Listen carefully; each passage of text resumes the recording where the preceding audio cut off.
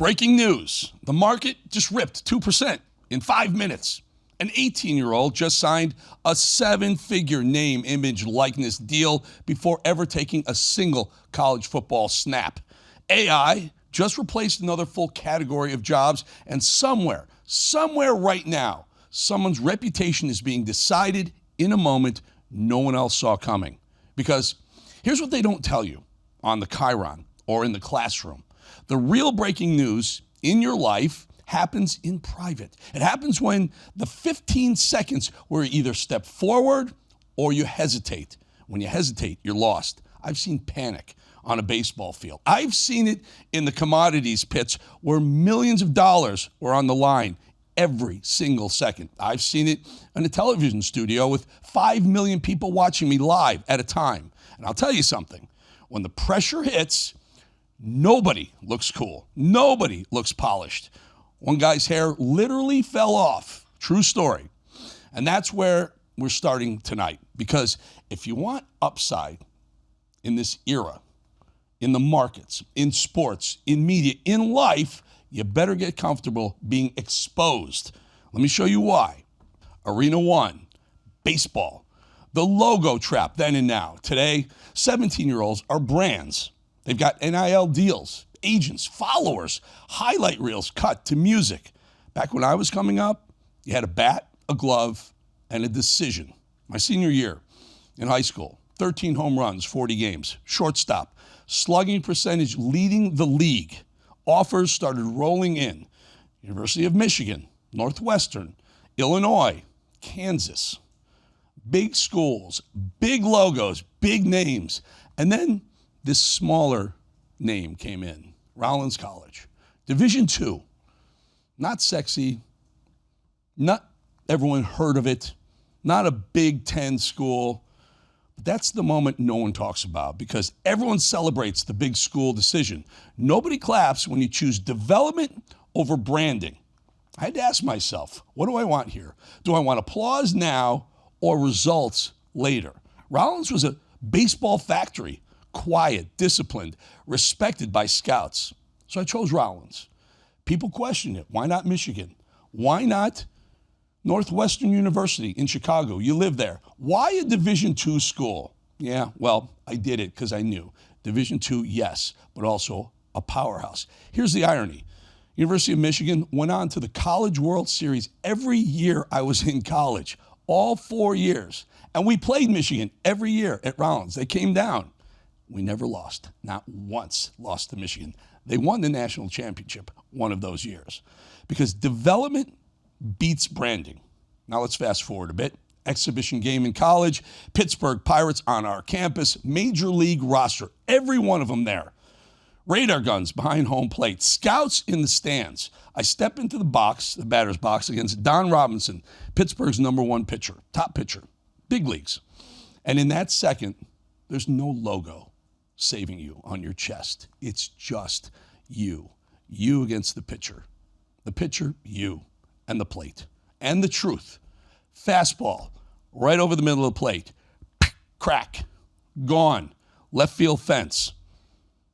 That moment, off a big league pitcher, that one swing got me drafted. Now the name on the jersey had nothing to do with it, nothing to do with the logo on my chest. Didn't say Michigan. It said Rollins. Didn't matter. To the scouts in the stands, I was drafted because of the decision I made years earlier.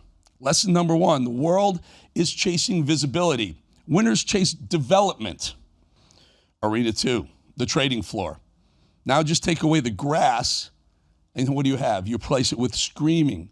Your paper flying everywhere, arms flying everywhere, elbows, shirts ripped off people's backs. No CNBC alerts, no Twitter feed, no algorithm whispering the next move, just instinct. Are you prepared? Are you ready? You never know when it's going to happen. One day, crude oil, very quietly, just starts to move higher. And then it goes higher. All of a sudden, it gets louder. And it starts to explode higher, very fast, up and away. No context, just rising every second, higher. Then gasoline, I hear the yelling in the gasoline pit, starts to follow. It's going higher. Next, heating oil over there, third trading pit, Something's going on, louder, something's happening, but no one knows what. You don't get the explanation first in the real markets on the trading floors. You just don't get it. You get movement. You get what your eyes and ears are telling you. I overhear a clerk yelling into his phone, the dollar is collapsing. He's yelling it right into his phone. If that's true, commodities run, not just oil. And I know this. Oil's already gone. I'm too late for oil. So I literally sprint over to the gold pit. Another exchange on our same trading floor, maybe 40 yards, 50 yards away. I sprint to the gold pit. Gold's stuck at $435 an ounce. Hasn't moved in an hour. I start buying.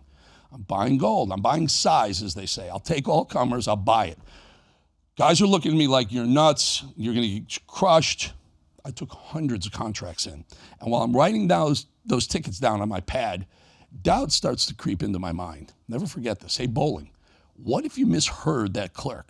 What if this is an oil-only event? What if you just set yourself on fire? Meanwhile, chaos erupting everywhere else, not gold yet. Boy, I tell you, your mind plays tricks with you at that moment, especially with 300-400 guys staring at you. Like, what are you doing? And then it happens. Gold rips higher. The investment banks start buying. I know who their brokers are. Goldman Sachs, Morgan Stanley, they're all buying gold. I'm crushing it. I run back over to the crude oil pit. It's pandemonium there. A trader, absolutely true story, from a trader comes running in, barreling in from gasoline. In the frenzy, his hairpiece falls off his head. 500-600 guys watching this, falls off his head, but all hell's breaking loose on the trading floor in these pits. The hair hits the floor without even blinking. Trader scoops it up and puts it in his shoulder. Doesn't put it back on his head, puts it in his shoulder, holding it with his elbow. That's how intense it was. He needed his right hand to write, left hand to hold the pad. He couldn't drop those because trading was nuts. He put his hairpiece under his elbow while he continued to trade. Absolutely. You know what? Vanity disappears under pressure. Back to the gold trade. Those 20 seconds that I was out there yelling to buy as much gold as I could, as much as I could hold. Well, honestly, those brief few seconds felt like a week. That's the moment that separates amateurs from professionals, from people who want to be there to people who prepare to be there. The wait. Then, whoosh, the gold market, it exploded, right? Vertical. In minutes, I cleared nearly $500,000. But the real win, yeah, the money was amazing. It was great. I needed it. I was a young trader. It was the first time I ever took a risk like that, but I was ready for it. But the real win, those 200 or 300 traders that were standing in the pit, they saw the whole thing. They saw conviction before confirmation.